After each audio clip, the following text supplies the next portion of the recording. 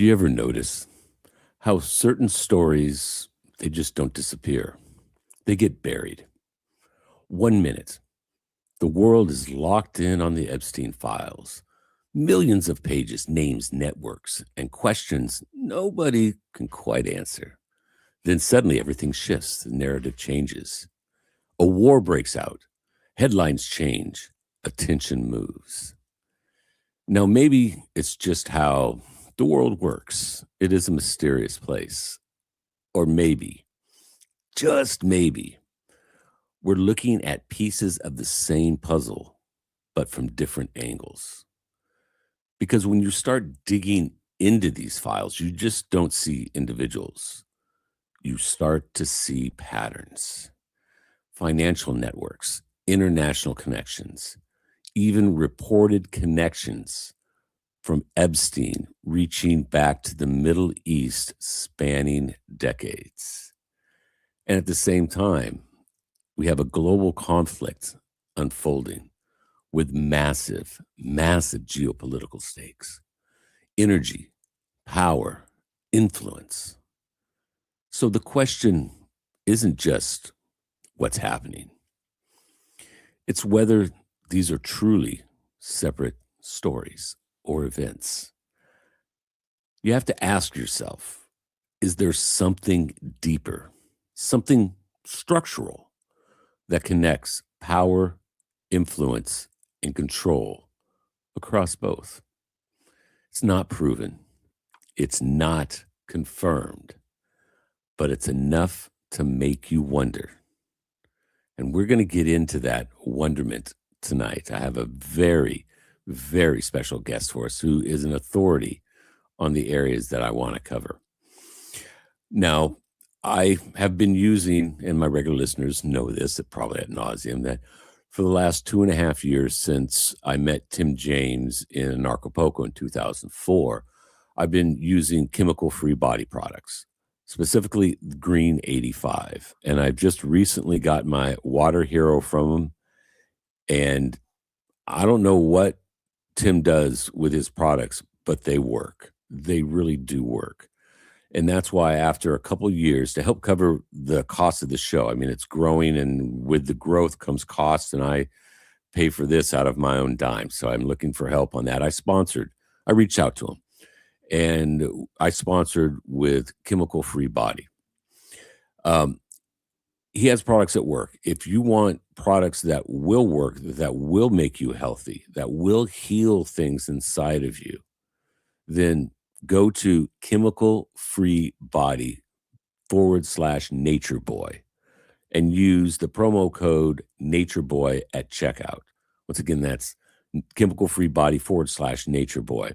You're going to get some good products. You're going to save some money out the door. And the show gets a little bit of something out of that to help cover the costs.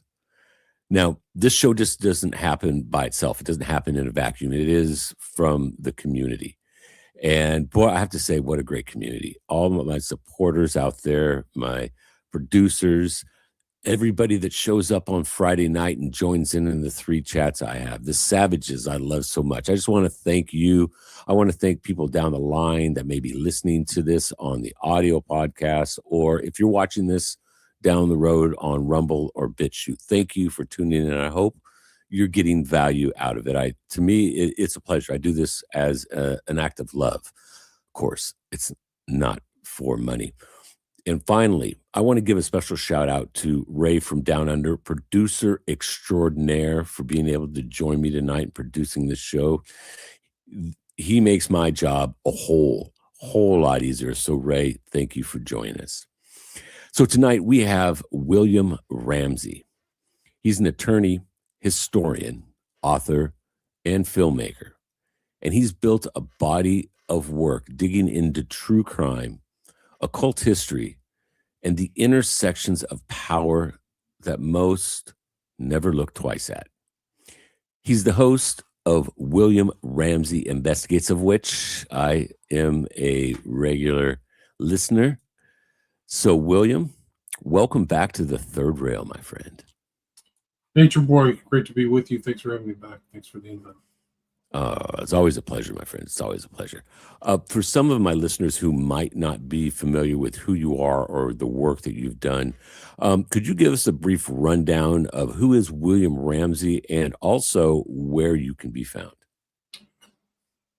I published my first book, it's hard to believe, in 2010. That was about Aleister Crowley. And then I have 5 books. I've covered stuff on a wide variety of topics, things I think people didn't cover at the time, like the staged drownings of young men, also known as the smiley face killers, Children of the Beast, which was Aleister Crowley's kind of impact upon the 20th century.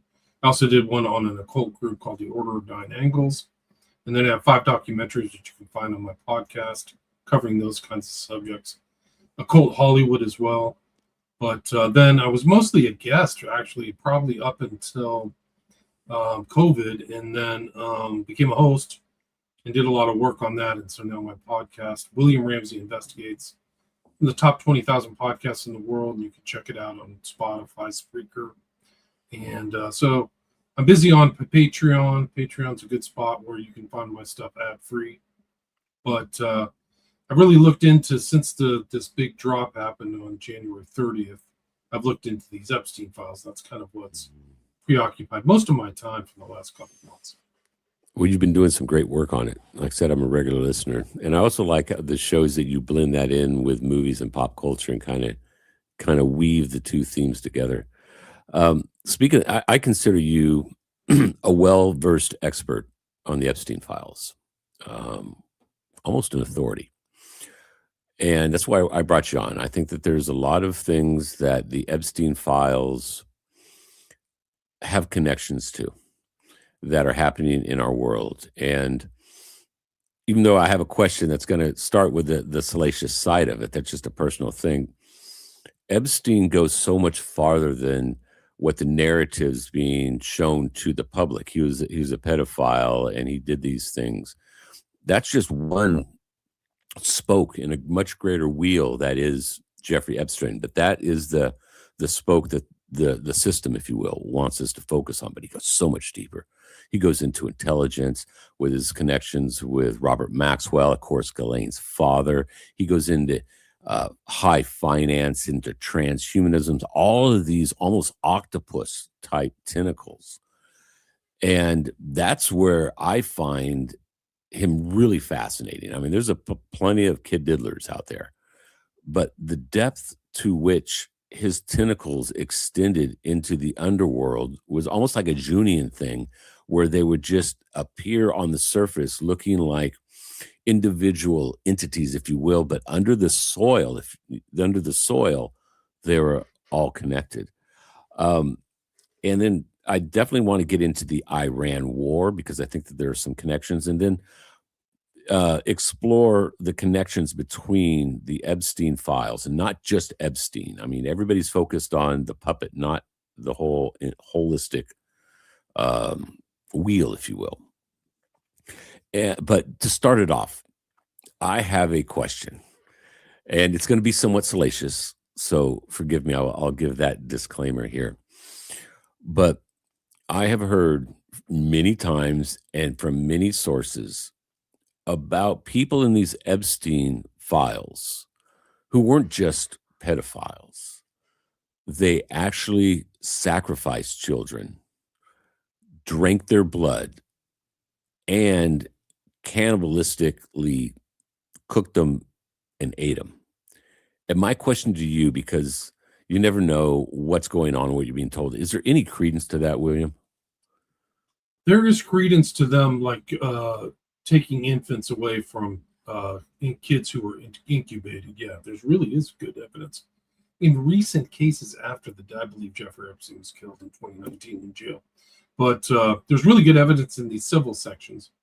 And you can parse through kind of and break down these files into different parts, like much like you said, espionage, things like that. But one of the interesting and most important aspects of these files aggregated, if you can parse through them, is could people have taken them offline and then been putting them through AI or other sites. But one of them is the civil cases that popped up after 2019. So according to Paul Castle, who was involved in this, all the way back to Giuffre, maybe almost 10 years with Edwards, who's another known attorney. He says there's 200 civil cases, and some of those civil litigation cases, some that never made it to court, that information's in these files, and they indicate that there's very dark and strange things going on with these people. And there are cases of women who've, like, where's my baby? They have doctors from Israel come in. That's what these girls say. And these babies are taken. And then if you look into other parts of the Epstein files, with just code words, kind of like Pizzagate, or what was called it shows the Podesta emails were very validated, I think, by the Epstein emails. But these have these code words like jerky, cream cheese, shrimp, all these code words that were never really seen before. And Jeffrey Epstein, for a guy who has a private chef and has tons of money, and you can see him being served in some of these pictures of being served by a private chef, he's very interested in jerky. And so keep it frozen, and I've got to have it with me. And it goes to the darkest practices of these guys. So I do think they're into cannibalism, and they're into the occult. Like, these are provable things that Jeffrey Epstein's into tantric sex and esoteric ideas and secret societies. The evidence for me, from what I saw, there's no direct evidence of blood drinking, but there is kind of tangential evidence of some of his friends. This guy Josephson, who makes movies in Hollywood, they have scenes from his movies that involve, like, pizza going into Bale pizza ovens, and pizza is another code word for these kids. So there's hinted at these events. And there's also testimony from a cop in Zorro Ranch that there was an incinerator at that ranch, which is very strange for this mansion to have an incinerator. There's also a picture of an incinerator in this, in the batches that you go through. So there are things that hint to the darkest practices. And Giuffre even said that, like, Ghislaine Maxwell had cloaks and stuff at the mansion. So I think that there is things that indicate that. I do believe that they were trafficking babies, and there are hints at them raping babies. And one of the important things to remember too is that we haven't seen all the files. We've actually seen redacted files, and so you kind of have to it's almost like a puzzle piece. So it really takes a lot of effort to kind of ascertain things and get to the point of, like, what these code words are.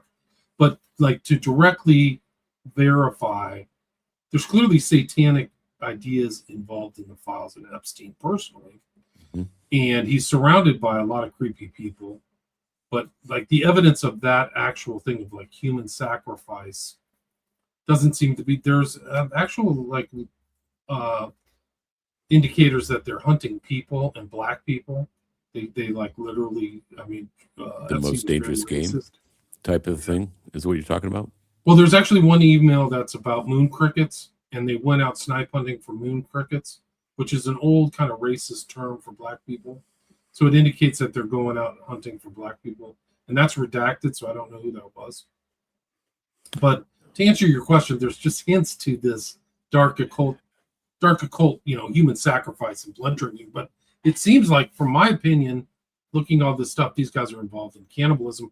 And one of the interesting things that ties Epstein's emails to Podesta's emails is this character who always shows up in strange places, Marina Abramovich. Oh yeah, I know her. And one of his kind of things, this Edge Foundation, which seemed to be, it's just one huge influence operation. You talk about espionage. But they were trying to, Brockman, who knew Epstein, and Epstein was at this Edge Foundation with all these important tech people in the Bay Area. But they were trying to set up meetings with her, I think in 2015 or 2016, like right around the time of Podesta emails came out. And she was the notorious witch who was, like, doing spirit cooking, pouring blood on stuff. And she has these fake, like, meetings with people where they fake eat bodies that are shaped like human bodies and stuff that emulate cannibalism publicly. So who knows what they're doing behind the scenes? Well, if they're showing if they're showing us anything, what they're doing behind the scenes is a whole lot worse. It reminds me of something that Anthony Schaefer said a little bit after 9/11. He said, if they're showing you something over here and getting your attention there.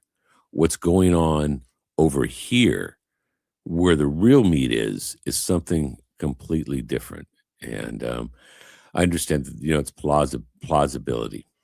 And like I said in my monologue, it's not proven, it's not confirmed. But where there is smoke, there's generally fire. And man, there's a lot of smoke in those Epstein files. A lot of smoke that hints not just towards, that cannibalism. Because I've had people ask me and they're like, you're crazy, nature boy. Dave, yeah, take that tinfoil hat and buff it up. And I'm like, no, there's things within there that reference to that. Now, whether it is or not, I don't know. But there's some creepy stuff in there, man. There There really is is. one of the interesting things too. If you were like, I did a lot of research on Epstein leading up to his arrest when he was killed in jail on August 10th, in the morning of August 10th, which was a Saturday. But when they arrested him originally, the chief attorney for the Southern District of New York, his name was Geoffrey Berman. Mhm. And during that arrest, if you remember the press conference, so they're like, call this number if you're involved with Epstein. And believe it or not, the public never saw this until these files were released. People called that number. They called it like crazy. And there's thousands of documents in there of people calling in, say, I know this guy, he's a creep. He fed people to alligators. And one thing that comes to mind that I didn't think of was there's a guy in there who drinks baby blood because it makes him stronger. So there is a reference to drinking. It's not at Jeffrey Epstein, but it's his network. And there's also references to Jimmy Savile, who was a known necrophiliac and pedophile. And like that's the way the public was fed this. You talk about narratives. Jimmy Savile was just he abused kids and stuff. He wasn't. He was a necrophiliac, cannibal, pedophile, Wizard. rich, all these other things. And it seems like Epstein was like that too. Yeah. In his circle, he associated with those kind of people. Yeah. Well, those type of people run in small circles. If you look at the higher parts of the pyramid of power, they get less and less as far as the numbers of people. And they just all seem to connect in one way or another. And the more I look into how the power structure of the world operates, the more connections from disparate data points I see. And it makes me ask myself, is there anything that ain't connected amongst this stuff? These people, these royals and these American guys owning yachts in Florida that don't seem like they have any connections, you find out through various things like the Epstein files. Yeah, they really do. And the network of Epstein, I think, is much greater than just the man himself. And one of the things I'd like to learn from you about is his arms dealing connections that, from what I've heard, go back to the Iran Contra affair and Agnon Khashoggi. So could you maybe elaborate on that? Before I do, somebody mentioned in the chat Kevin Mhm. Annan, who was arrested yesterday at the border, but he's done a lot of research into this very dark secret society that involves human sacrifice. It's called the Ninth Circle. And in Yeah. these files, when there's a conversation between Bannon and Epstein where they mention the Ninth Circle specifically after discussing the Dante's Inferno. And it's kind of a reference, but the Ninth Circle's like they get to this Ninth Circle statement in a strange way Mhm. and then shut up. But that actually was when Bannon was in Brussels. And a lot of the stuff, Dutro, it involves Satanism, child trafficking, child rape, blood drinking, just the most horrible stuff imaginable. Strange deaths, which there's tons of strange deaths, There like Eyes always Wide Shut is. around the Epstein network. But Epstein's criminality started very young. He died when he was 66. So he was born in, I think, 53.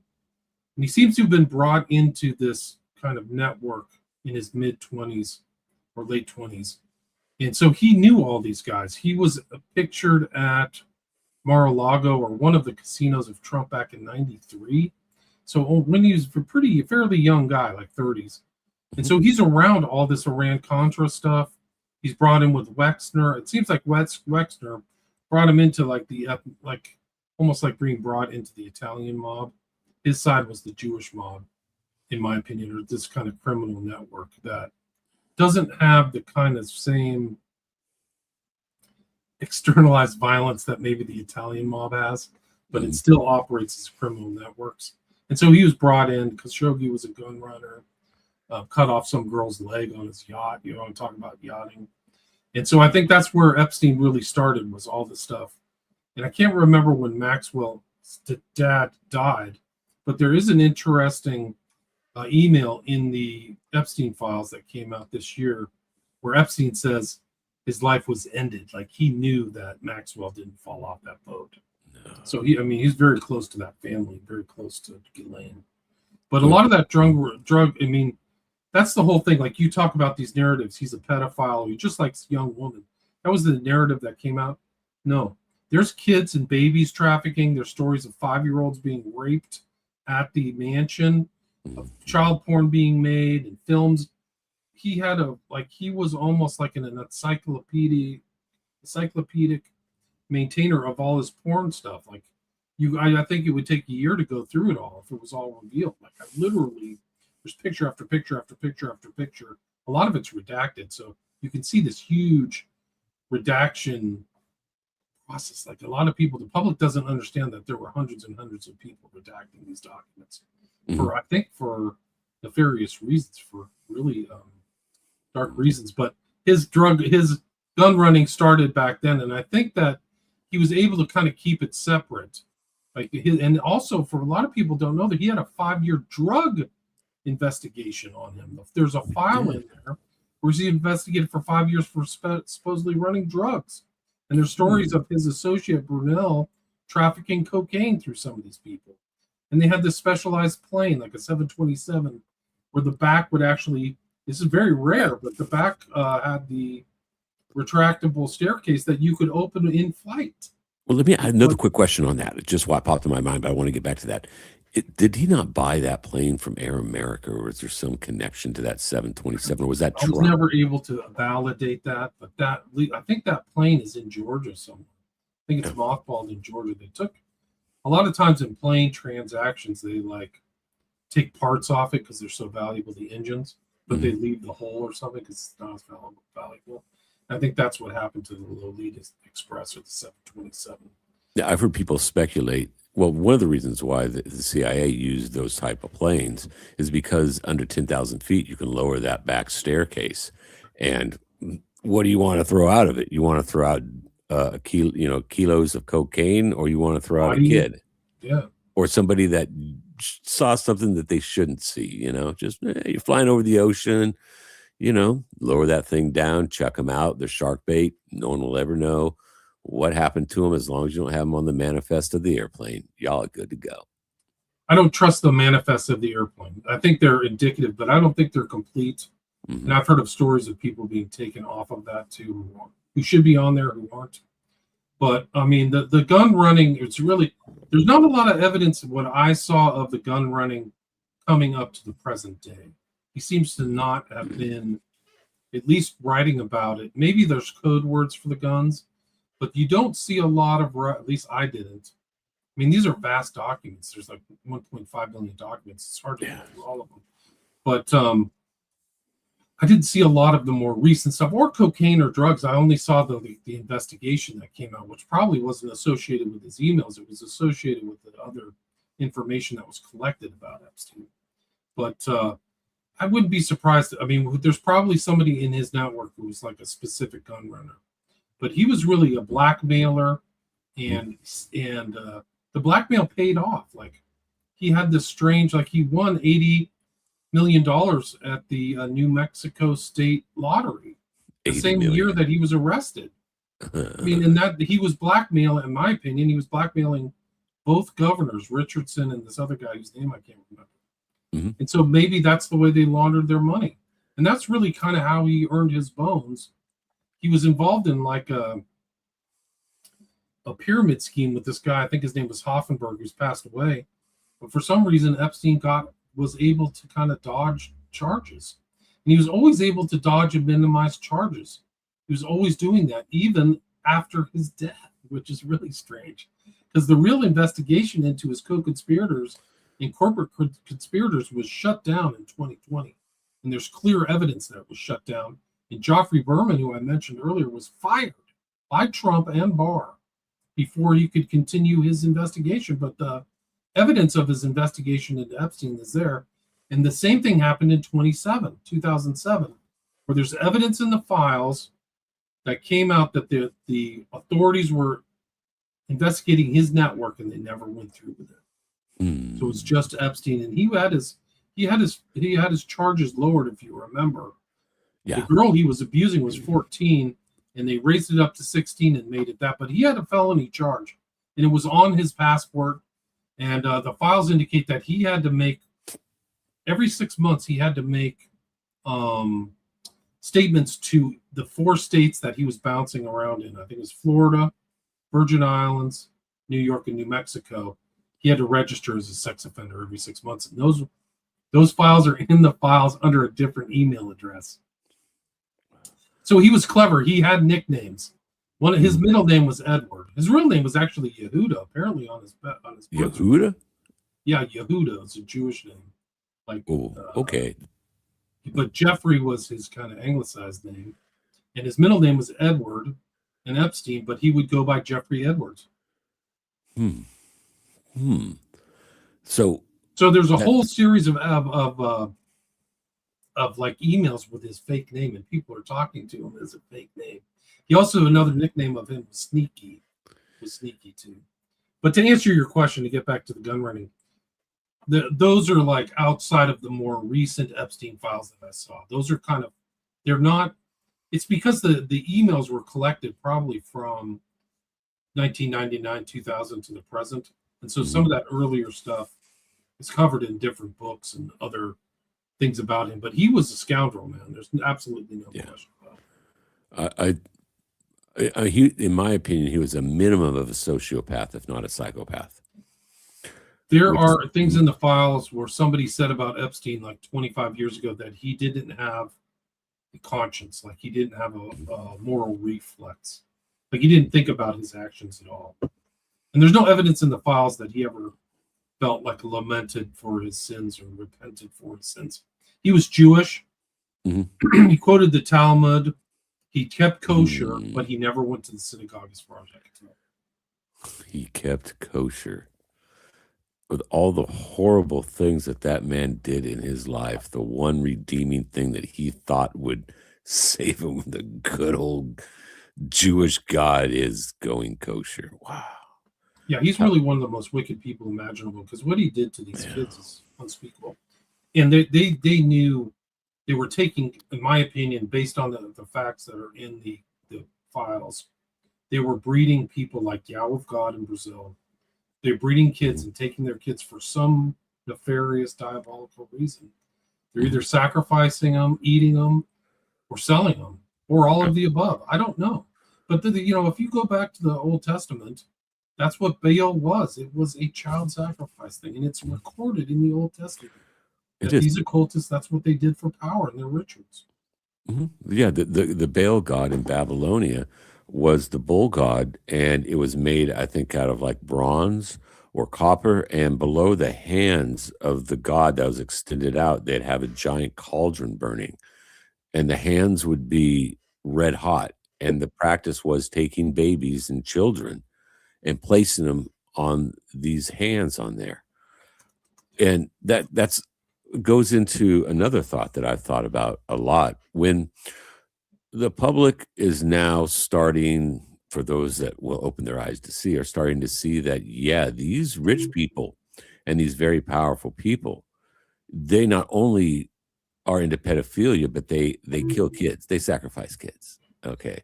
Not proven, not confirmed, but damn, they're doing it. And people are like, oh my God, this revolution like this practice is new and it would never happen. And my retort is, people, this practice of child and human sacrifice has existed since humanity has existed. And it has always been here, but in the dark shadows. So what we're seeing, it's nothing new. It's just the latest version of it. And I can't help but think, okay, that when I look at these people that rule the world, the Rockefellers, the Rothschilds, the Epsteins, the Clintons, the blah, blah, blah, blah, blah, blah, Klaus Schwabs, all the way down, I see connections between them. And within, at least what I have learned, and I have seen that when you get into these high levels of power, dark occultism is kind of the standard norm, if you will. I might be getting that might be a little too extreme, but it's kind of like, oh, well, you want to be in the $20 billion club. Now we can do that for you. Yeah, but you got to do a few things in order to join the club. And once they do, it's whatever material or carnalistic, I don't know if that's the right term, sick pleasure will be presented to you. And as much as you want, whenever you want. So it goes back to this as I start seeing the connections. I'm like, are all these people that we see on the world stage dark occultists? Are the people that are the billionaires, and the people that really hold the power who live in the shadows that we will never know their names?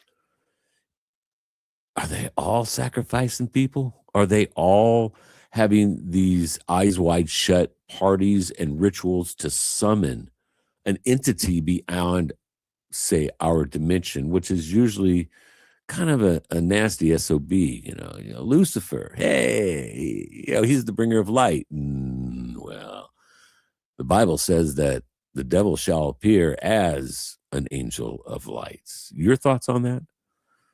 Sure seems like it. And that's what may be the secret bond that ties all these people together that you don't see. Is never mentioned and never sent by an email, so there's no evidence.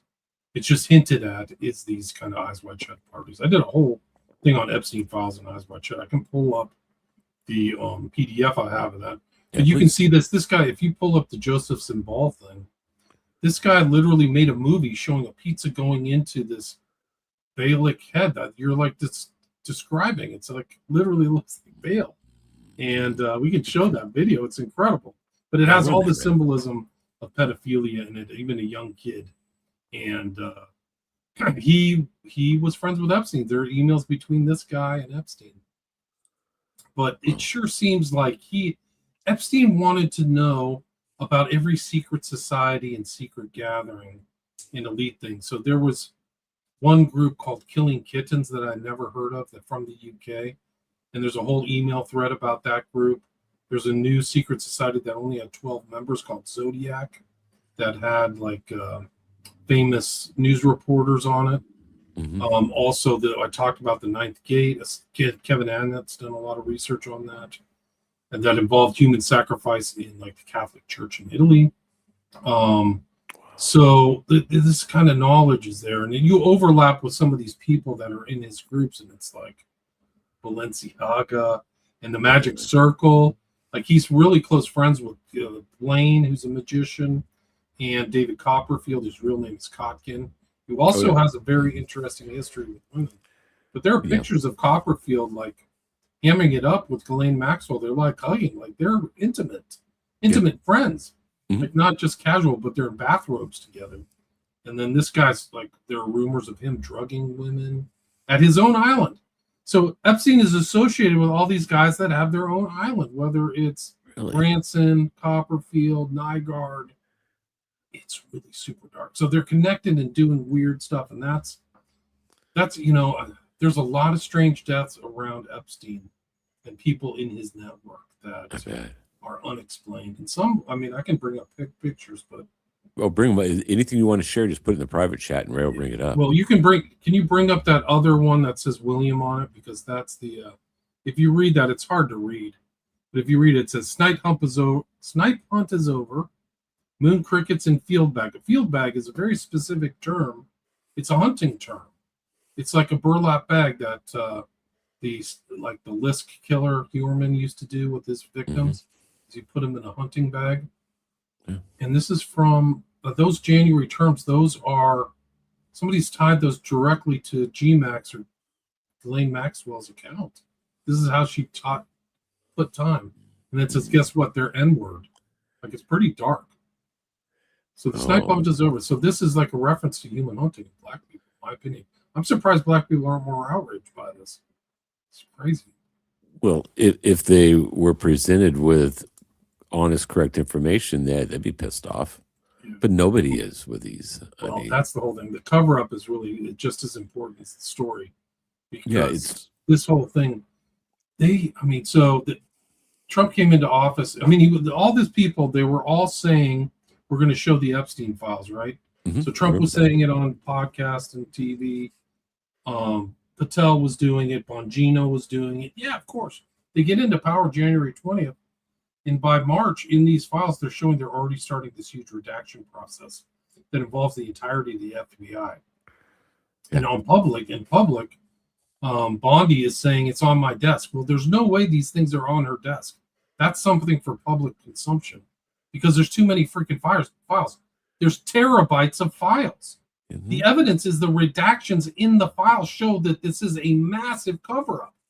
One person couldn't do it. It would take me or you 10 lifetimes to do the redactions that they did on all these files. They're so complete.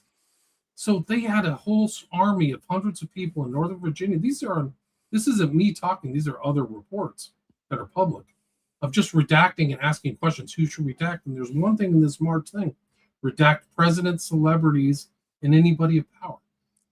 So imagine that you're the president of the United States or you're in the administration. You see the redactions, and then you have the files that are unredacted. Oh, that's a lot of power. That's some good, juicy blackmail stuff. The public now, I'm looking around the redactions and trying to put pieces together. They know why they're redacted. Mm-hmm. That's control. That's Iran war. That's what you're talking about in the theme of this. You want to know why the Congress and Mike Johnson haven't even said this is a war when it's a war? Like this is like World War III, that millions of people are going to die because of oil. Oil is the foundation of and everything that comes out of actually the Strait of Hormuz. There's so much like other stuff like what do you call it? Fertilizer and things like that. And helium. It's like it's a foundational part of the global economy. Millions of people are going to die out of this. The reason they're not bringing it up is because the government, the files are so, in my opinion, so potent in that they have what's redacted that they're using it for nefarious and diabolical ends. It seems to be a pattern with. Go ahead. Sorry. Blanche came out and literally said we have 2.3 million files that involve death, torture, and child porn. We're not going to release 2.3 million files. Correct. Death, torture, and holy shit! That would take a lifetime. You can't believe what they're telling the public, but they said they had 6 million files. They released 3.5 in relationship to the EFTA, which is the Epstein Files Transparency Act, which is a really lame piece of. It's only one page. It's a really, if you know, like congressional, legislation, it's like most simplest, childish. Like they didn't delineate how the files should be released. They didn't delineate how people would access it. They didn't do anything. They had this. This is how stupid Congress is and how corrupt they are. They're really freaking stupid because the data technology that's out today is just light years. You can do so much. I mean, there's whole squads within computer science of like data technical guys. That's all they do is how to parse data, so they can figure out what to sell you or what anticipate stuff. It was almost like something from freaking Radio Shack. It's the way they put these files out, but it's just absolutely off the charts, like the corruption and stuff that they did. They had to have hundreds of people putting these redactions out for a year, and Bondi is covering it up. And then when her work is done, Trump kicks her ass to the curb. She's no longer. It's the most ruthless thing imaginable. You're done. You're used. Thanks for being toilet paper. Now get out. You're fired. You're fired. You're fired. You did a good job, but you're no longer needed. Show, right? Just like the show. But yet, by her not being in office, there's a lot that she can't testify to. Oh, they probably made her sign an NDA. Did all that stuff. Oh yeah, and then of course, once she gets out in the private sector, they're going to set her up with a cushy job. Because hey, I don't know who. Apparently, she was set up as the AG of Florida for that cushy job. That was why she was there, and that's why there was never any other prosecutions. So she might be part of the network as a cover up, and somebody's done research. There's so many great researchers out there. I mean, some of these young kids, it makes you like beam with pride, like they're really grinding through it. Kids know, teens know, and stuff like that about the past. There's one girl who found a connection between Bondi and somebody named Frankel, who ran a teen troubled youth center or something in Ukraine, which is a real red flag. It's a huge red flag. Just like Erica's Romanian Angels type of a thing.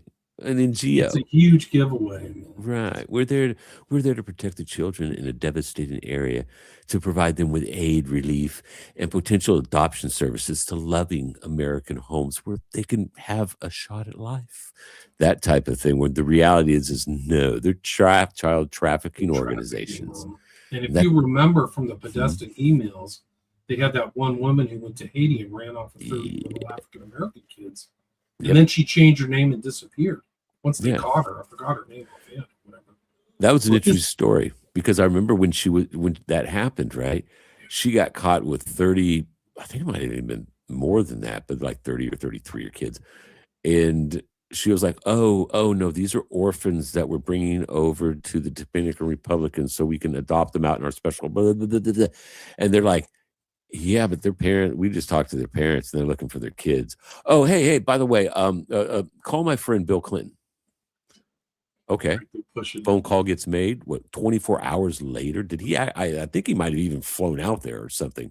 But something like a day or so later, they're like, oh, you can go, but you got to leave the kids. But you can go. You have a nice day, ma'am. And there's a young girl during that time whose name I forget. She went to Haiti to investigate all that stuff. Did she live? Found her. What? Did she live? No, they found her home in Haiti. Yeah. I think her name was Peterson. I mean, there's so many dead bodies around this. There's dead models. There's somebody who was supposedly shot in the head in Oklahoma. People who mysteriously died who were close to the network. I mean, it's a slaughterhouse. I think that the Epstein network would farm out hits and intimidation. Like there's stuff in the files of this guy Richard Marcinko. Have you heard that name? Vaguely, it strikes a chord. He wrote books. He was a former special ops guy, like he's known. But he had an association with Epstein through Mexico and Juarez, which, if you know what goes on in Juarez, it's a major red flag. Nobody ever goes to Juarez for vacation. It is a border town. It's literally like something from Blood Meridian or something. You go there if you're 18 and you want to get drunk and go see a donkey show. That's about the value of Juarez. It's not even Tijuana, It's like it's not even Tijuana. It's the ghetto version of TJ. Right. On the other side of El Paso. And would you know what Juarez is really internationally famous for? What's that? Femicide. So they have over 2,000 young women who've been snatched off the street, disappeared for a time to later be found in the desert. The cartel. El Cartel. No. It's even worse than that because people are traveling there. Like Epstein went to Juarez. And there's other guys. An Egyptian guy was there. There's whole books on it. It's part of the subculture. If you want to read a really bad book, you can read Robert Bolaño's 2666, which covers these cases. And in my opinion, that's part of the trafficking. And these are like the standard women who were part of the victims of the Epstein, young girls, young teen girls, 14, 15, 16. Very, very, very poor families who are in shanties and stuff like that. Yeah. So throwaway children is when I used to work with homeless youth, that they were referred to. No, I wouldn't refer to it, but they're throwaway kids. That's the common theme, is the commodity of the flesh trade, which makes more money than drugs, because you can take these kids and resell them. And imagine if they're predators on like a global scale, so they're feeding them up to like people who are going to rape them, but you don't really see the money laundering or how much is getting paid. But Epstein's money flows are extraordinary, and a lot of them aren't obvious. Like they're not his investment stuff. They were investing. He and his buddy Leon Black were investigating and stuff. Shutterfly, whose sub company takes all the pictures of the kids in high school. So all of the photos that are taken for your photo album were taken by companies of which Apollo Capital and Epstein owned substantial. Epstein, I think, had $5 million in shares in that company that takes photos. I So have a imagine question. that's your access. I have a question as far as investments go. Is there any connections with Epstein and Ring Cameras, that company? Not to my knowledge. I think Oh, Ring is owned by Amazon. I don't know, oh, or okay. was. I I think remember, Amazon bought him out. along I those didn't see it. lines. Mhm, One of the interesting things is he has a list in his whole thing of all of his investments at given times. Like mhm. there is somebody who's doing forensic investigations, and I should reach out to that guy. But he had stock. His portfolio was vast. I think he had something like $70 million in the stock market through a variety of different stuff, and he was always buying and selling. And he was very astute, and he was always trying to monetize things. So if he got information that would influence something, he would try to, buy something or sell something. You can see that in the emails. And there's emails between him and one of the Rothschilds where like, we could make a lot of money in Ukraine. So you talk about kind of international War. geopolitics. And the same thing probably happens with Iran and what they know when this war. And to me, it's pretty obvious Trump is juicing the market with his statements. Like he's Yeah. deliberately, he figured out that he can really be a market mover based upon Right. his crazy statements, Nero-like statements about whether he's going to stop the war, start the war. And I think that his buddies, like in the Epstein network, of which he is a solid member, are profiting off it as well. Maybe his son or some other people seem to be doing it. In Well, my view. well, let's get into what's going on in the Middle East. You just mentioned something to son-in-law, and I think you're referring to Jared Kushner, who to me is a minimum of a sociopath, if not a psychopath. There was at the the Davos conference this year. Did you catch his speech he had about the redevelopment of Gaza by chance? Not in detail. Can you tell me about it? Okay, I would like to. Hold on, let me see if I could pull it. Hey, Ray, could you look and find maybe a picture of the Kushner's proposed redevelopment of Gaza? So here he is, William, that skinny little creepy dude in his three-piece suit with a very calm voice, just like he's pitching a new real estate deal, and he's up there talking about you know, what they're gonna do with Gaza, and he's pitching it like a real estate developer. They have all of Gaza planned up and redeveloped in different sectors, and you've got hotels and green areas and industrial zones and ports and all of this, and it was absolutely chilly and eerie to watch him say this because it was so matter of fact, but when you look at this new it's like, "Dude, how did you get that big swath of land?" "Oh, we just killed everybody that lived there, women, children, whatever, October 7th, Hamas, come on." And we rubblized it, and they're gonna rubbleize the whole damn thing, and then they're gonna put up the, lack of a better term, Trump Gaza Mediterranean resort type things. And here it is, right here. Um, this is all of Gaza. So, and another interesting thing is during that speech is that he kept referring to, "We're doing this for the people of Gaza." Right. He used that language. Never once did he say Palestinians. The people of Gaza. It's the Barnum statement. It means something different to everybody else. They look at that, oh, it's for the Palestinians. It's no, the people of Gaza. The people of could it be just the people that live there? People that are allowed to live there? Palestinians, they know, and Israel, the government, the leaders, religious leaders have been very vocal about eradicating the Palestinians from Gaza, from the West Bank. And that just doesn't include, so all the listeners out there, people, another thing, and I'll get off of this in a second, but it goes back to narrative management. The narrative that has been thrown to the American people about the Palestinians is they're dirty Muslims, which is the farthest thing from the truth. Not only is there a Muslim population, there's a huge Christian population. Hey, Bethlehem, where the good Lord was supposedly birthed, yeah, it's in the West Bank. All that area is. There's different religion sects, and they're just wiping them out. wiping out. Yet we got all these Christian Zionists over here, TPUSA type people, right?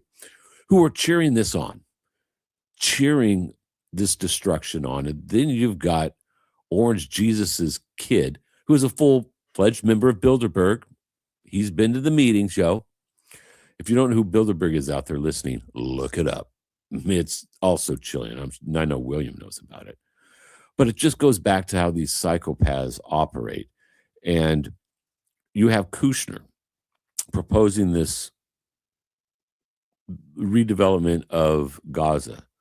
Then you have his father, who is now attacking and started the hot part of World War III with Iran, who had, and I'm not here to be an Iran file, William.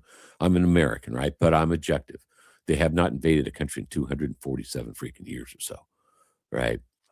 And now old Bibi lights off a barrage, hits Iran. Iran retaliates back, and then Orange Jesus comes in and just starts laying waste to that country. But hey, it's over in a week.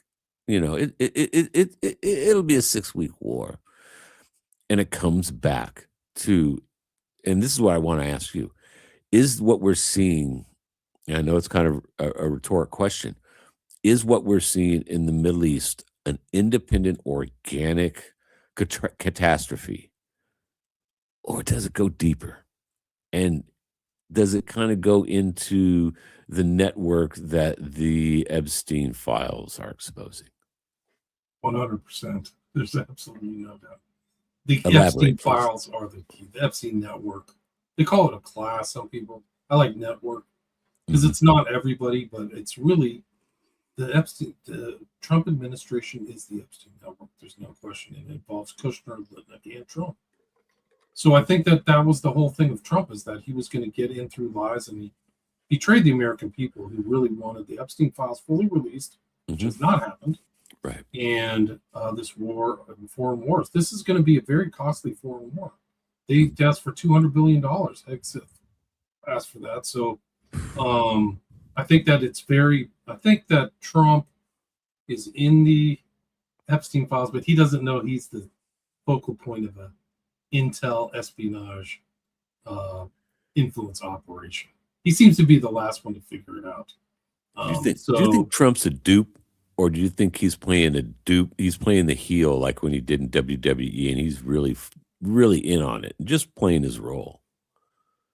He's trying to profit off of his associations. That's what I think. And I think that he was involved in criminal. I bailed out. Somebody in the chat said the Rothschilds bailed him out through Wilbur Ross.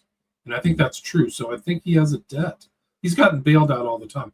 I think that he's not as smart as he presents himself. He's smart enough to get away with stuff and lie, but I don't think he's really at the highest level of the bell curve. And he also makes rash decisions, like lacking judgment. And I think he's going insane now. He's a mix, in my opinion, at this point. He's a mix of both King Lear and Macbeth. So I think that, but I do think that they've always, the fact that he's sending out Kushner and Witkoff, who are both ardent Baalists. I don't even call them Zionists. There's nothing peaceful about the state of Israel. Not in its current incarnation. And it's Antichrist. They hate Christians. Like you said, they're bombing stuff. They blew away 20% of the Palestinians are Christian. They blew away the road to Emmaus, which is where Christ appeared to two people on a road. There was a church there, and they double tapped a mother and daughter there and shot them in the head. A lot of these people who committed these war crimes and genocide are in the United States. For some reason, they're let back in here to go back and kill people. Like they come and do R&R in the United States. But they also blew up the Wedding at Cana Church, which is another important, where Christ had his first miracle where he turned water to wine. So as Christians who believe in miracles, that's the core of the church, is that Christ was resurrected. Yeah. And you can support this church. I think you've actually abrogated all of your Christian principles to support these people. And then the fact that the Christian church isn't outraged by the Epstein network and files is a huge tell. They've been compromised and salt has lost its savor. I'm sad to say that. I feel sorry for them. I really do. And I think that's why people don't go to churches. So these people don't have any passion for righteousness. It's a joke. They're just right. They're they're talking a dead letter to me. I So agree. it's sad. I really don't. I hold them in kind of like people who just weren't able to reach the mark, like somebody trying to jump high to the high bar or something, can't make it. That's the way I feel about the Christian church. Well, Actually, when I first was reading through the Epstein files, I was really sick. I actually like wept tears of like sadness for how evil it was. But I also thought of a True Detective, where the guy that's a good Matthew show. McConaughey plays Rustin Cole, and he goes to see this guy Reverend Tuttle, and he's just staring at him.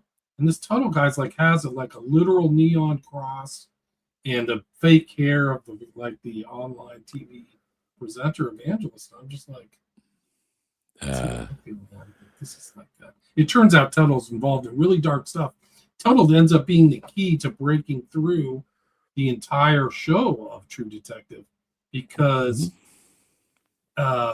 Rustin Cole basically gets his Epstein files, which is a VHS tape that he gets out of his bag, and that's how it all started. Well, I mean, it's an unbelievable day. So these are really, you talk about end of times or whatever, it feels like that. Yeah. And these fanatics, the Jewish fanatics who are antichrist, it's not the first thing. If you go back and look at 70 AD and the Bar Kokhba revolt of 150, these are like these kind of people today. Right, yeah. You know, really like Sicario fanatics, thinking they're doing the right thing. I mean, it's just, it's incredible days. Well, there's no more dangerous person than a person that thinks that they're doing God's work. And there's a quote in the Bible, like a famous quote: "They will kill you thinking they're doing the work of God." Exactly. Right? And isn't that another what Saul was before he became Paul? Oh yeah, he was a badass, brother. Yeah, he loves slaughtering them Christians. And then Jesus comes along and goes, "Hey, Saul, whoa, your name's now Paul, and you're going to be a right-hand man." And guess what? You know, the Bible says, yeah, he dropped his sword and followed Jesus. Another quote that comes out that came to my mind is when you're talking earlier is, "In the end, many will be deceived, even the elect." And I see that in our society and in the Christian movement here, with these mega churches. And I have my own experiences with mega churches. Now I could maybe explain it to you another day, but it involved Pastor Moorhead. And his name is very, let's just say, ironic of what happened at that church. And what gets me is Christian Zionists that take over the TP USA. You know, Charlie Kirk, I think, was a true Truman Show. I really do. And then you have all these Haggies and Hegsists that are saying Israel's our best friend and we got to do everything for Israel and don't even criticize Israel. That's anti-Semitic and you're anti-Christian and you're anti-American. But my retort to that is the Christian Zionism is, from a historical standpoint, it's very simple. It's like, yo, y'all remember who put a hit out on our good Lord Jesus? It wasn't the Romans, kid. They carried the execution out. It was the people that were Israelites, because the term Jew came much later. So you might just want to rethink this dedicated Christian Zionism, and then Zionism. And once again, it comes back to controlling narrative. Zionism, you know this fully well, is not anything to be connected with religion. It is a political ideology, which was started by Herzog in the late 1800s. And Herzog, I think, was a 32nd or 30th degree Mason and a hardcore atheist. So it goes back to, in the end, many will be deceived. And I think a lot of people, a good amount of Christians in this day and age, are being deceived and they're buying into the evil deeds of the desert. Now, I'm off base on that, William, or does that have credence, my friend? 100%. 100%. I mean, like I said, what they're doing is in conformance with the teachings of Jesus of Nazareth. Like, wow, it's not. It's like vicious. I mean, I think they'll be damned out of their own book. They'll be damned out of the 10 Commandments. Thou shalt not kill. They're killing children, blowing children away. A lot of people, if you look at some of the polls, my understanding from Israel is like 4/5 of the Israeli population is on board. Yeah, they are. So, I mean, even that's like you want to talk about Baalism, the attack, the original attack on Iran. Well, it's been an ongoing. You have to see it as a long-going war. The war started Sure. last year, Mhm. but the most recent attack like killed 160 little girls in Manab in Iran. Like, it's not a valid target unless No. you are a genocidal maniac. And it's How do not you justify it? you can't justify it by going, "Hey, we got bad targets." You know, "Hey, the missile went area." They double tapped it, William. Yeah, They they did it double intentionally. tapped At it. this point, they've been slaughtering Gaza with Palantir technology, Sure. AI technology. They don't have an excuse. No, they don't. They don't. And what Max Egan so eloquently has said for years now, so goes the way of Gaza, so goes the way of the world. And what we're seeing happening over there with the drone technology, the slaughtering, the missiles, and all that stuff, right? Us Americans, because we're separated by the Atlantic and the Pacific, we've never been attacked. We got a little skirmishes in war in 1812, but we never had our asses kicked, never had invaded. So Americans in general have this hubris that war only happens over there. They don't understand that we're not in the World War II, Korea, Vietnam, or even the Desert Storm days. We're in the age of hypersonic weapons, drone technology, and space weapons. So the technology exists. Now, Iran might not quite have it yet, but Russia and China do, to create havoc with drones and missiles that we are doing over there right here on our shores. And that's something that I do not want to see. But if stuff keeps going like this, we might very well see that. You have to think that they're thinking of the Russians and stuff. Like, the real push Mhm, for the Russian war in Ukraine is the United States mhm. and international Jewry. They call it the neocons, but it's really international Jewry. They hate that term, but almost Right. behind this whole war is this, including Jewish in Israel, but it's U.S. too, who've infiltrated and directed our foreign policy to Mhm. nefarious ends. Like, they don't talk. Nobody ever said sorry about the 3 million people who've died in the Ukraine conflict since 2022. Three Like, million it's it's up to. what's up? It's up to Yeah, 3 million now. there's at least Whoa. 1.5 million Ukrainians dead.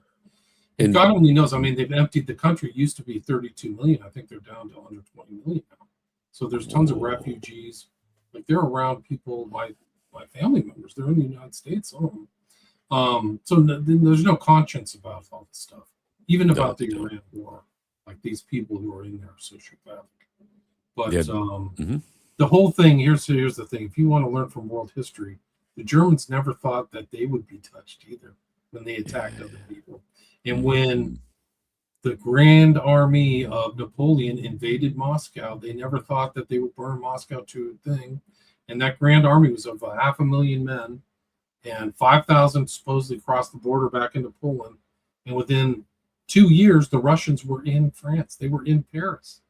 They're literally pounding on restaurant things. And the French are like, what? How did this happen? So the Mhm. Americans are under hubris. They're under very they're led by false teachers in the Christian church, in my opinion, Mhm. from the top, Right, they and are. they're naive to think that they can't be touched. Just like you said, hypersonic missiles, things like that. They're Mhm. thinking about it because, Oh, like, yeah. if you had Arachi, I forgot his name, the guy who's the current head, the one that we haven't murdered, if Trump is taking glee in killing all these like decapitation strikes. But one guy said the reason we have supersonic missiles that only go 2,000 kilometers is because we limited it to 2,000 kilometers. Oh, really You know? now? Yeah, They're he like, literally said "Hey, that. we can just put a couple boosters and we can reach out and touch over there in New York." We can put the finger on you. The Russians have a missile that runs off of oxygen from the atmosphere. What? That means it doesn't need gas, guys.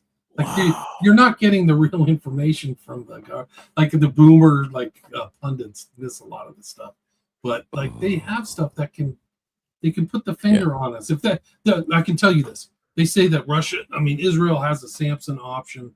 You can believe Mhm. that Iran and Russia have it too. Yeah. Yeah. So what do we do? Well, who's benefiting from this war?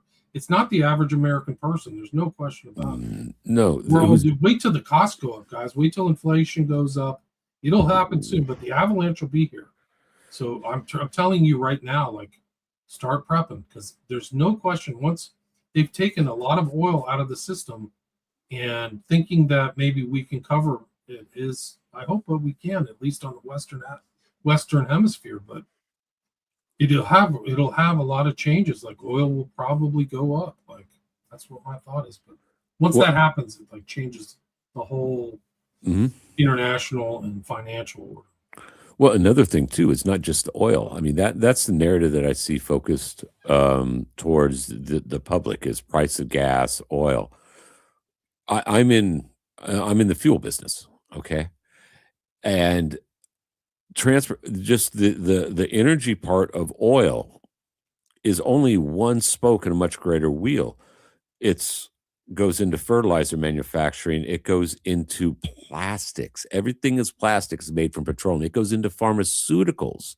It goes everywhere. So if the Straits of Hormuz, which supplies a huge amount of things like fertilizer, PTE based products, and that goes to make all the plastic that stores the food that can be shipped to us that we can buy in the grocery store, that's going to be affected. So what's going to happen then when we can't get our plastic? And then what's also going to happen when the fertilizer doesn't come out? Now, maybe here in America, we're going to have, food shortages, but they're the rest of the world, there's places they're going to have flat out mass starvation. Just the repercussions of what comes out of that is just so tremendous. And I can't help but thinking that this is all part of the Great Reset. Well, I take a high view of this and I put myself in the psychopath's minds like hypothetically a Klaus Schwab. And this is exactly how I'd plan it. The, what's happening also that I don't hear a lot of talk about from quote normies, if you will, is the systematic destructions of the world's energy production. They're taking out refineries. They're taking out natural gas plants. They're taking out factories that refine things, that produce products that we have to have in the world. And they're just taking them out left and right. Israel takes a couple of Irans, and Iran's like, oh, F us, no, F you. Boom, boom, boom. Oh, bye-bye, UAE. Yeah, your stuff's knocked out for a while. Oh, Qatar, bye-bye. Hey, Dubai, all those rich ultra rich billionaires that thought you had it so good there. Well, Dubai is pretty much screwed now. And these are repercussions that I'm afraid, if something doesn't happen, will hit us on so many fronts.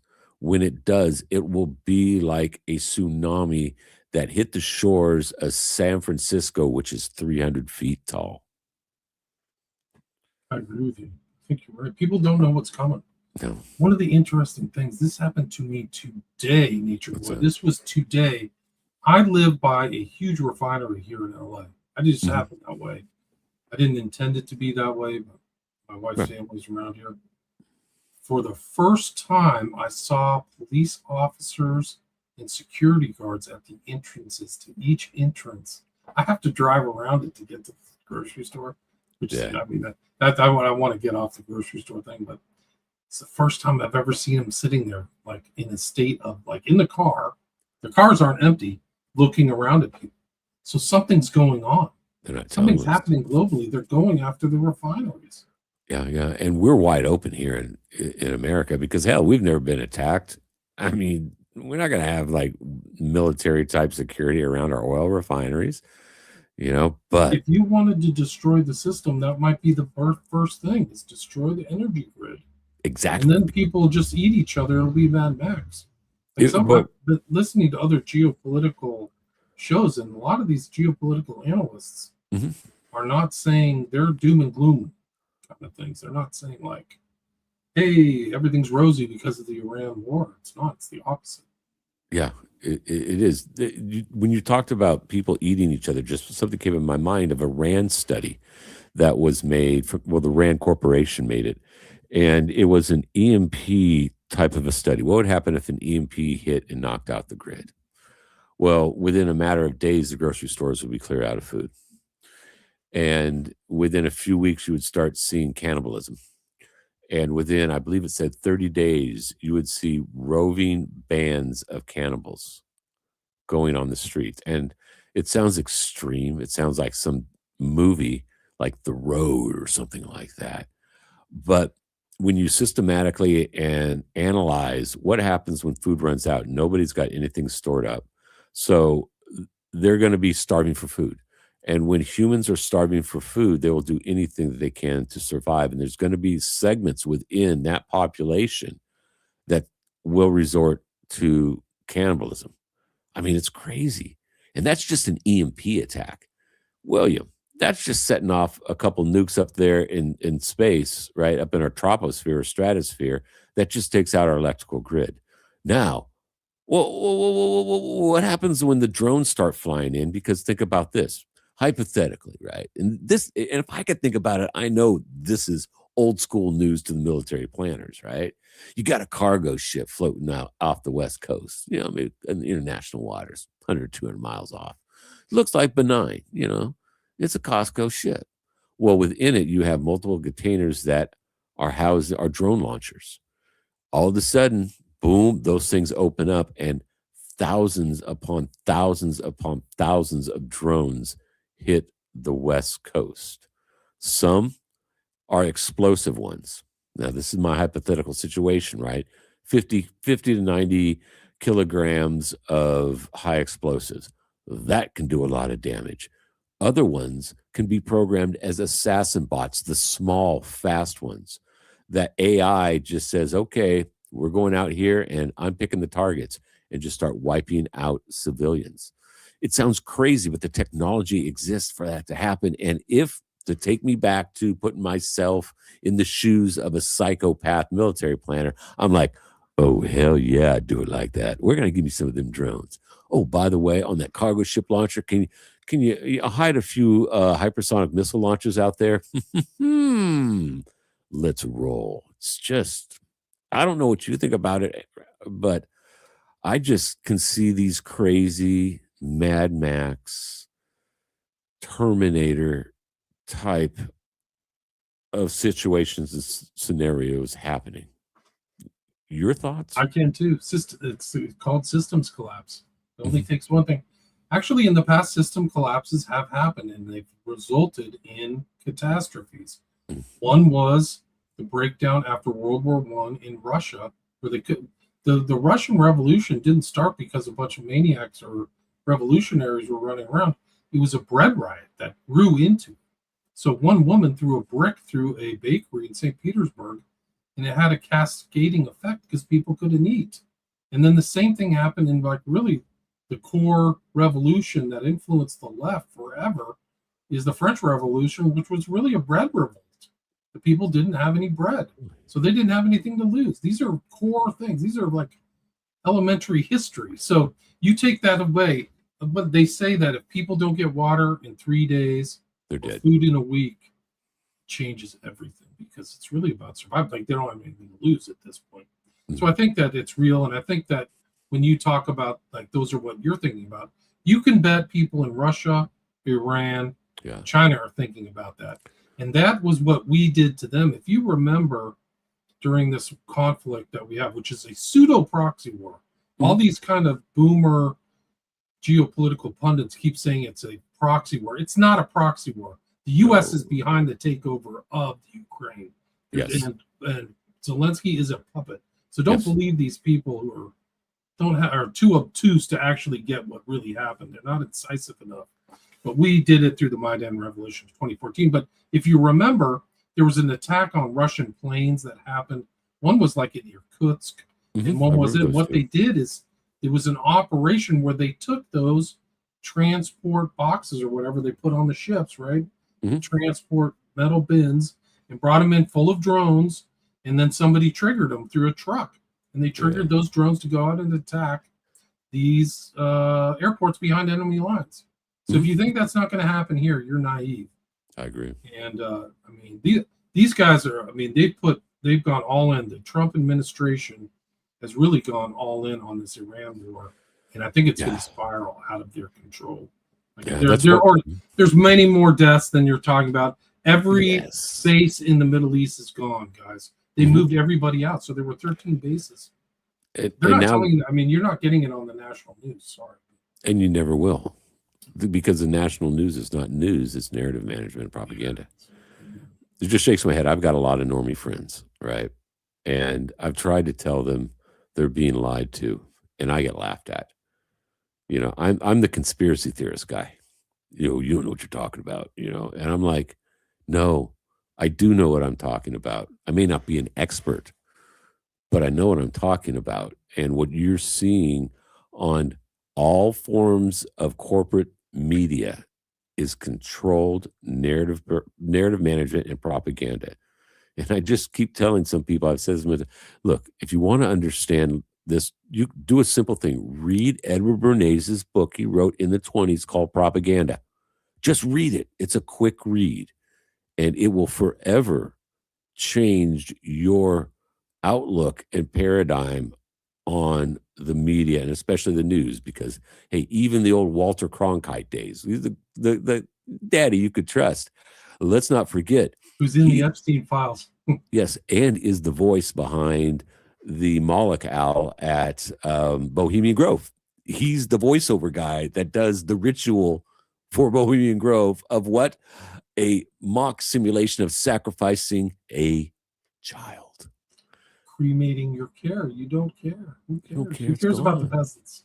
Yeah, exactly. Who cares about the peasants? Who And they cares about roll in the morals? St. John of Nepomuk from the Bohemian Club downtown San Francisco, who's making the sign of silence. So don't, and then there's a reference to Shakespeare. What is it? Weeding spivers do not weave, or whatever, they don't tell, right? Yeah. So that's who you're ruled by, these kind of occultist types. Like, it's part of your theme that you talked about earlier. Yeah. It's it's almost like the revelation of the method, William. To put myself in that psychopathic mindset, or hey, I'm going to take it one step weirder. I'm putting myself in the shoes of a demonic force who's wants to take down God. But first, I got to deal with this thing called the world. You damn Skippy, I'd be putting all my boys in high positions of power in the priesthood and the Jewish religions and everything I could. I would penetrate as much as I can. Get every loyal follower that worships me, the Oompa Goomba God, because I don't want to say Baal, that's just too blasphemous. You damn Skippy, well, and it is just so pervasive. The Crowleyan, Babylonian, deep occult is like this mycelium of the elite that connects all of them, man. All of them. And yet they get up on stage and the world praises them and says, solve my problems, fix the world. Why? Fix the wars. And they're like, we will. We will. But first, you have to sign this form right here. Yeah. Oh, by the way, prick your finger really quick. We need a little bit of blood on that plume there. Okay, there you go. Hey, we got you covered. Mm-hmm. Just it's just crazy. I mean, the depth that I see not only in a geopolitical scene of the connections, but also from a much deeper esoteric. You were talking earlier about Order of Nine Angles, the Ninth Circle. All of these secret societies seem to have an interconnection within. Let's go back to the Epstein files. Now, anybody that knows anything about secret societies is they have hierarchies. So the first level thinks they got the truth, but they got the lie. You don't get the truth until you get to the second level, because you find out in the second level, hey, what we told you in the first level is all a lie, but here's the truth. And that pattern repeats itself. The higher you go and the higher you go, the more source information you'll have access to. But in order to get to those high levels of power, you got to take an oath, and you need to prick your finger and just sign that little contract, if you know what I mean. It's just crazy, brother. And listening to your show and listening over the years of listening to you when you have your shows on the occult, and then when you're working on the geopolitical stuff, has helped me a lot. into learning how to pick out these connections. And the more that I see, the deeper it goes, and the less, William, I know. It's the damnedest thing. All the worlds are the stage for these people, because that's what binds them together. People Yeah. say they're bound together by the pedophilia. It may be even worse. It's the blood pricking occult. That's what they do for the mob. You burn something and you draw blood. Yeah. The Italian mob, at least. In the Jewish mob, maybe you like bite a baby's penis. Like they literally have a bris ceremony. Yeah, Like the rabbi sucks a baby's right. like penis. Like it's really that bad. Yeah, So I know. And there's that's a cases where cult ritual. That's not biblical for people who haven't read the Bible, you know. But here, if you bring up these pictures, here's the tie between Epstein and the occult and secret societies is him with Cronkite. That's him on the left. There's Cronkite. This is the guy who helped cover up the JFK assassination. This is how crazy this is. And there's I don't know who this guy is. Anybody know a guy in the I don't know, but he looks like he looks like a kid diddler. Yeah. Probably are. It's just incredible. It's all connected, man. Look at that old clock. That's probably 20 years old at least. And even the magazines. Yeah, what are magazines in this day and age? But yeah, there are sets of these like pictures. There are thousands of these, and you know some of them are just a pretty mundane, but put within some of these are some very telling pictures, man. Yeah, I heard about a hack into the FBI files, the Epstein files, where someone was able to go in there and delete like 5 gigabytes or some crazy amount of information. You know anything about that? I'm not. I am aware that the other data sets were apparently set up to be put out to the public. Like there were other data sets. They only put out 12 so-called data sets, but somebody found out that there were other data sets. Let me see if I can find it. That may be sitting on their servers. Like the government's so incompetent, they might actually have done it, you know? Yeah, I can understand that. I mean, just like I said a million times, the more I dig into it, the more connections I see and the crazier it seems that it is. And, you know, I've been studying world government since the 80s when I became a Christian, right? I was fascinated with revelations and Bible prophecy. And the world government's a very interwoven theme in that. And even as a teenager, William, I looked around the world in the mid 80s and I was like, yeah, I think that can happen in the near future. I really do. And fast forward 40 years, and here we are, man. It's all happening happening in real life. It's happening. What they've done is these decapitation strikes. They did a decapitation strike here with Charlie Kirk and TPUSA. They tried to put in the new guy.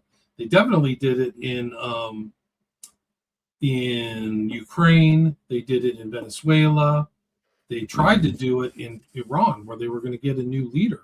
This is the data sets that are there. You can literally click through that, and it'll take you to the website, and it'll just say the page not found, but it's there on the DOJ. How many millions of files must be in those? These are the other data sets that go to from 13 to 23. They're just forbidden access. If I had hacking skills, I would try to figure out how to get these files. I don't know how to do it. Well, if you and I could think about Brock it, saying they exist. Yeah, if you and I can think about it. With the URL, sorry. Yeah, but if you and I can think about it, you know other people who can get it done. There's some genius about more. The Chinese say they have all the files.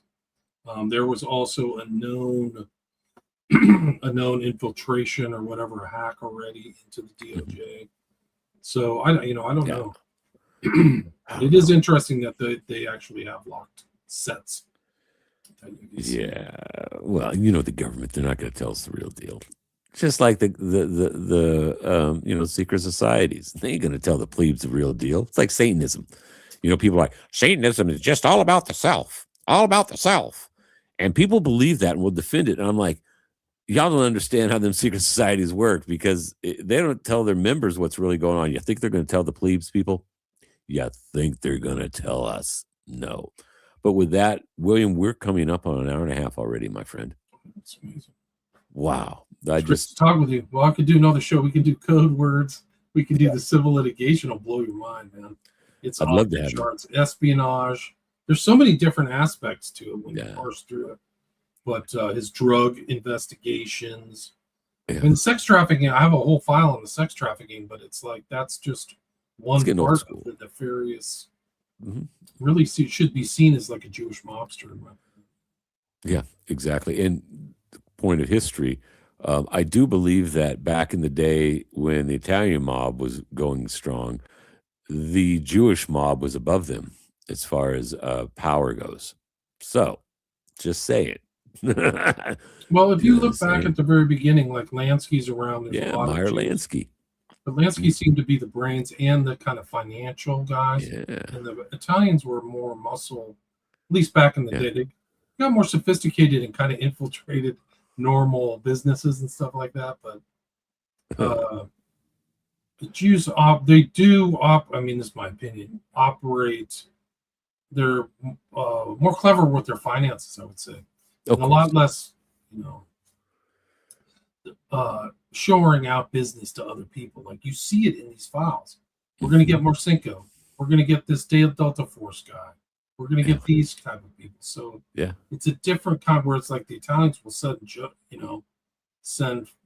Luigi over and break all your teeth out. These guys don't kind of operate like that. So it's a little more, it's a little something a little different. But it's definitely, there is a Jewish mob. And there's an Italian mob. There's an Irish There's all mob. sorts of mobs. Mobs just criminals working together. This should have been, the Epstein files or whatever should have been treated as a RICO case. A racketeer influenced corrupt organization that involved all this stuff. And all the people surrounding his inner core had to know what's going on.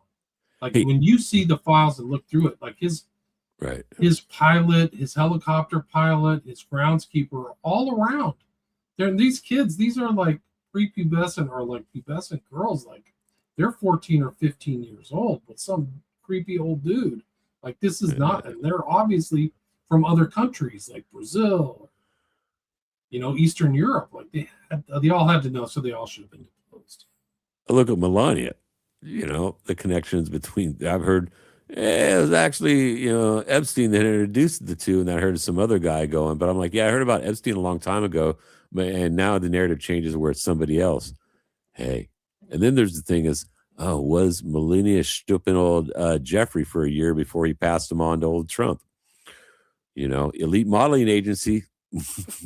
Right, I think it's Sam Poley, some guy he's around Trump still now. But like these guys are very close. And there's actually video of Trump with this guy named Jean-Marie, like you talked about Brunel. Yeah. But this other guy, like they're very early videos from like I think late 80s or early 90s, where Trump is with this guy Jean-Marie, like looking at women like they're a commodity. And Jean-Marie's in trouble in France right now. So he's kind of like the new Brunel. Like they're like, this guy drugged me, abused me. And, there he is with Trump. So just Trump knows these things. He's keeping quiet about all this stuff. Well, just like Brunel died in prison. And here, I want to leave it with this, right? One last question, just a quick lightning round. Is Epstein dead? Dead. Or is he snorting coke on a hooker's tits? All those pictures of him, all those pictures of him are AI that are in Israel. Those are fake. And I think that they intentionally tried to kill him on July 23rd. I just did a show on it, actually, what really happened at the MCC. I think they tried to kill him on July 23rd with this guy, the psycho cop. Yeah. And then they really killed him on August 10th. And so the other thing is what they told the public isn't what's in the files and what he was saying. He was telling the jailers, like, oh yeah, Tartaglioni's fine. And then the cops come, he goes, this guy's trying to kill me. He's trying to kill me. He keeps telling these other cops, they're trying to kill me. He's trying to kill me. So he wouldn't tell his jailers what he knew, but he would tell these cops who came on site to do the report that they're trying to kill me. And he says over and over and over again, I'm not suicidal. I'm not suicidal. I'm Jewish. I'm a coward. I'm not suicidal. And then they try to hand him a piece of paper that says, you're suicidal, sign it. And he says, I'm not signing it because I'm not suicidal. It's in the files. It's a completely different story than what they told the public, like everything else.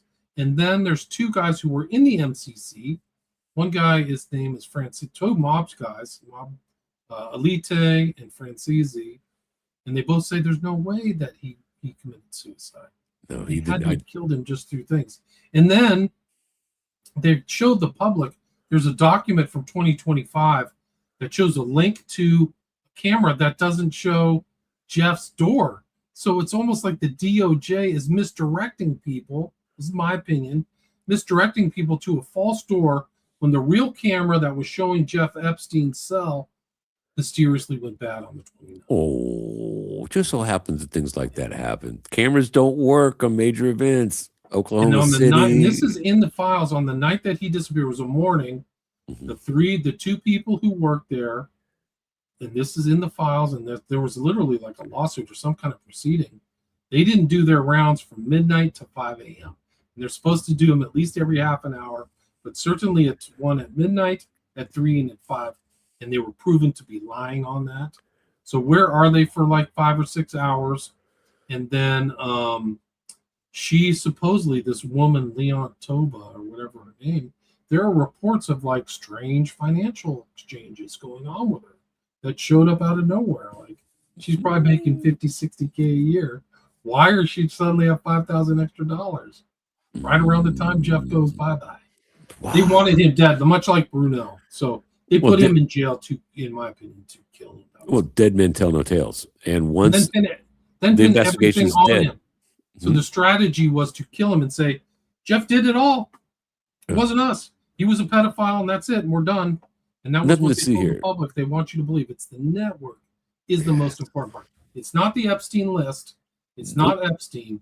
It's everybody around him, because he was in the thing with so many rich, powerful people: Black, Gates, Thiel, Musk, Everybody. Hoffman, just everybody. He was just constantly emailing, like just tons of Bannon, who's coming in the White House, Kushner, who's really kind of like the Nepo consigliere to Trump. Like Trump's blaming the start of the Iran war on his own son-in-law. He literally said that. Like, I talked to Kushner.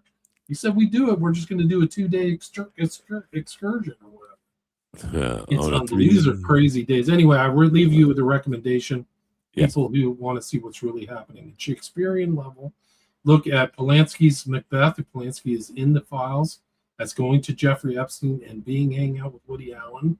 And then also Akira Kurosawa's Ran, R-A-N, which is a great movie about how misdirected and crazy ideas from leaders can spiral out of control and lead to desolation and destruction of everyone. Great movie. Ran, R-A-N. Check it out. It means chaos. Say that one more time, because I want to write that down. Ran, R-A-N. Ran. It's like Ran in English, but it's actually R-A-N. Japanese. And it's by Akira Kurosawa, who did The Seventh Samurai and other great movies. I mean, so it's just Ran? Yeah, R-A-N. I'll see if I can just bring it up. Okay. That's fine. I can it's actually, if you like kind of war movies, Mhm. Shakespearean, and really tragedies, because it ends up in tragedy. It's also about treachery and stuff like that. It has very interesting themes in it that I think are analogous to what's happening today. Soltzy 100 says it is Rand, and it's a masterpiece. It's a masterpiece. Yeah. All right, cool. Well, William, let's put a bow in this thing. And thank you for coming on. I thoroughly enjoy your work. I thoroughly enjoy talking to you. And I really just dig who you are as a person. So why don't you let everybody know once again where they can find you? Everybody go out there and check out this guy's work. Subscribe to his podcast. He does phenomenal work if you've never heard it. So why don't you let them know where they can do all that good stuff, Mr. William? Yeah, I got 5 books on Amazon. I'm sending out signed copies a lot. I just actually went to the post office today. You can get signed copies of my book at my website, William Ramsey Investigates. Podcast is William Ramsey Investigates. I've got 3 YouTube channels where you can see things because I kept getting canceled, but I got them back. I have an active Patreon. I'm really on there every day talking to people, where you can watch my stuff without any ads. And if you can bring up that website, that'd be great. Yeah. It's just a beautiful film, too. Hold it's on. actually very well. Obviously, the cinematography is dynamite, but this is it. Like, it's just so good. And I don't want to ruin it. I don't want to tell the story, but it basically is the Japanese retelling of King Lear. But I think Okay. we're kind of in a situation of King Lear and Macbeth Mhm. because, well, I'll just leave it there. No, I would recommend this film totally. I mean, it's really worth your time. we could probably do a whole show on just those two movies and comparing them to everything we've just talked about. 100%. Yeah. Well, once again, thanks for coming on. Everybody out there, thank you for tuning in tonight. If you're listening live, if you're in the chats, y'all are great. If you're listening to this down the road, thank you for listening to the show. If you want to find it, it goes live every Friday on Rumble at the Third Rail with NatureBoy channel, the TNP New Prisoners channel, and AM Wake Up. If you want to listen to the show on the go, my audio podcasts are on all podcast providers, Podbean, Spotify, Apple, Podomatic, you name it. It's out there. And it is a worldwide show. I have listeners and viewers from all over the world. So where you're living at and you're listening to the show, you have a good day, you have a better night, and we'll see you next Friday.